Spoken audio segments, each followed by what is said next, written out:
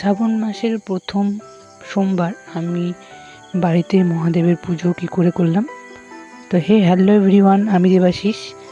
তো আজকে আমি আমার এই ছোট্ট একটি ভিডিওতে তোমাদের সঙ্গে শেয়ার করব শ্রাবণ মাসের প্রথম সপ্তাহ নিজের বাড়িতে পুজো।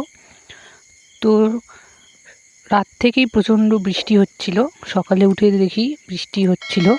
তো প্রথমে আমি আমার ঘরের কাজগুলো করে নিয়েছি।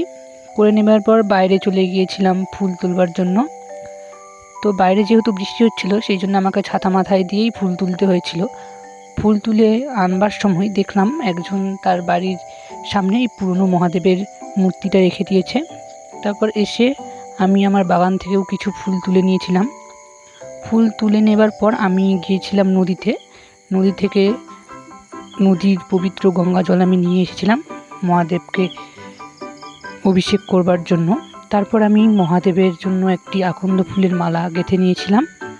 তারপরে আমি এক এক করে ঘি, মধু, গঙ্গা জল, দুধ, তারপর নদী থেকে আনা গঙ্গা জল দিয়ে মহাদেবের অভিষেক করে নিয়ে ফুল চন্দন দিয়ে তাকে সাজিয়ে নিয়েছিলাম।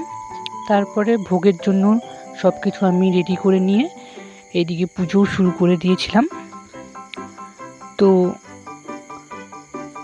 শ্রাবণ মাসের প্রথম সেই সপ্তাহ ভোলানাথের আশীর্বাদে সবার খুব ভালো কাটুক, এটাই প্রার্থনা করব মহাদেবের কাছে। তো আজকের এই ভিডিওটা তোমাদের কেমন লাগলো অবশ্যই কিন্তু কমেন্টে জানিও। ভালো লাগলে অবশ্যই লাইক, কমেন্ট, শেয়ার করে দিও। তো দেখা হচ্ছে পরের কোনো ভিডিওতে। আজকের মতো এখানেই শেষ করছি।